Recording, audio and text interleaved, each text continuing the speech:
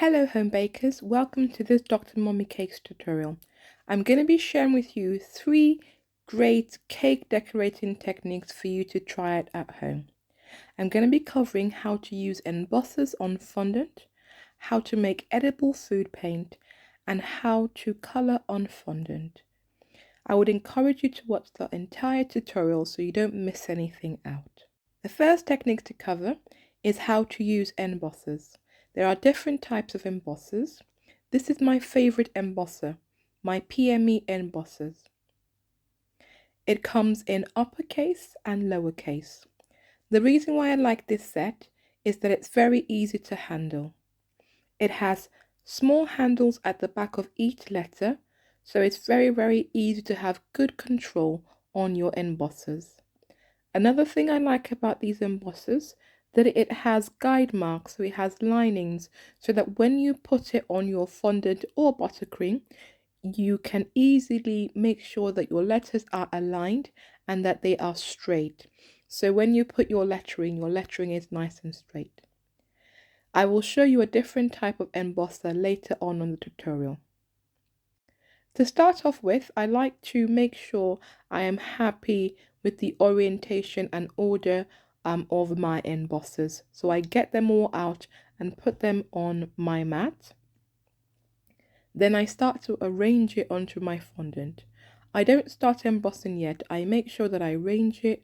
I look at the positioning, I look at the alignment, put everything there and make sure I'm 100% happy before I do my embossment.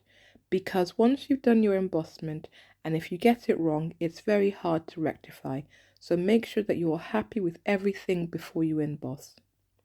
To emboss is very simple. All you've got to do is apply a bit of pressure to get a nice indentation, to get a nice embossment.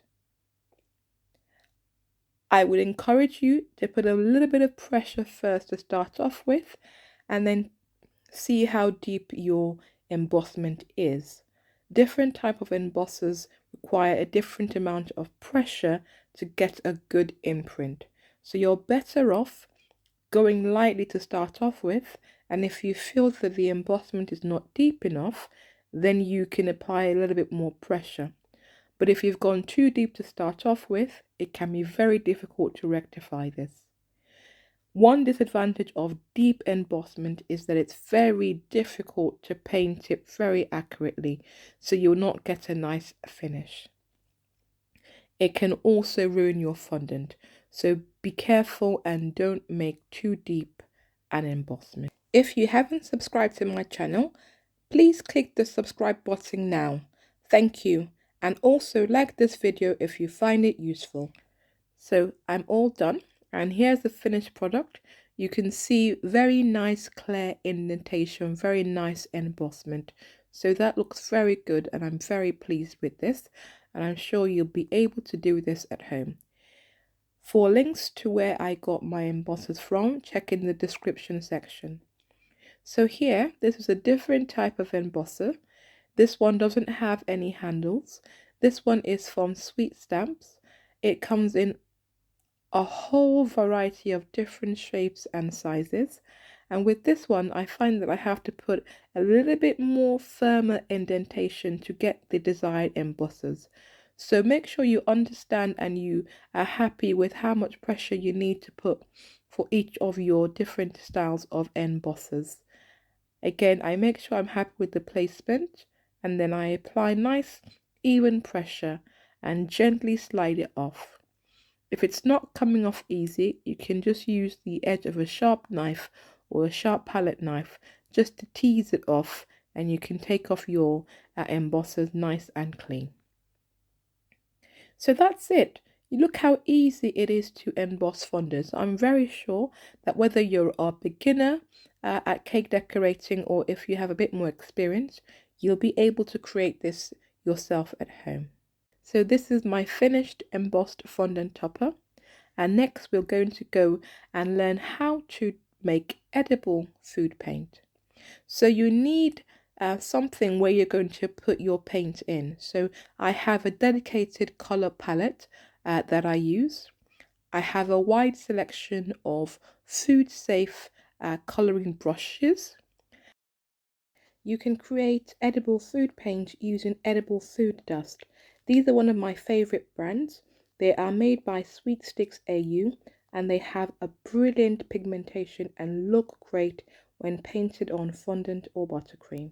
To create edible food paint using edible dust, you need to mix either with vodka, or if you don't want to use vodka, you can use rejuvenator spirit, or alternatively, lemon juice does work quite well in making edible food paint. Look in the description section to get more information about the different brands where I get my equipment from. This is my selection of brushes. I want to show you a close look. So you can see I have food brushes that have different tips. Some are narrow and thin, which are good for small indentation or for fine painting, and others are more broad. So it's quite a good idea to have a different selection of brushes so that you can use the right one for your needs. And here I'm showing you ready-made edible food colouring. Again, this one is by Sweet Stamps AU. It's already made and already prepared, so all you have to do is just pour and go. So that's another alternative if you don't want to use edible food colouring mixed with your rejuvenator spirit. So these are the tools that you need when you want to make edible food colouring. To make your colouring, pour a bit of your edible food dust into your palette or into a bowl and add some rejuvenator spirit. You may need to work out how much rejuvenator spirit or lemon juice or vodka to put in to create this type of consistency. You want it to be not too thick but not too runny. So this is just about right. This is how your edible food paint should look like once you have mixed it. If you find that it's too thin, then add a little bit more of your edible food dust until you get the right consistency. If it's too thick, add a little bit more of your solvent. So if you're using a rejuvenated spirit or vodka, add a little bit more until you get a good consistency. It's important to get a good consistency because it's easier to handle and your paint will go well. So don't make it too thick or don't make it too thin. And once you've created your edible food paint, then you've got to work quite quickly and start painting, because as time goes on, particularly if you're using a spirit based like vodka or the rejuvenated spirit, it will start to evaporate. Don't worry if that happens, and it will happen, particularly if you're doing painting of a large surface area. You can just add a little bit more of your solvent to recreate the paint, and then you can continue. So here I'm using ready-made edible paint, and you can see you pour it in, it looks just like ordinary paint and it's good to go. And in the same way, you just start gently painting your fondant. Knowing how to make edible food paint and paint fondant and buttercream is a useful cake decorating technique to know. It's a great way to transform your cakes and decoration and give it a wow factor. In this case, we're making a topper, and you can see I've transformed ordinary white fondant to a topper that looks stunning, all with knowing a few basic techniques. That's the beauty about cake decorating techniques, and this is what Dr. Mummy Cake is all about, giving you the skills and information to make cakes that look amazing. Thank you for watching this video tutorial, and I hope that these cake decorating techniques will help you when you're decorating your cakes at home. If you still haven't subscribed, please click the subscribe button now. If you have any questions or any comments, just leave me a comment in the comment section and I will reply your comments.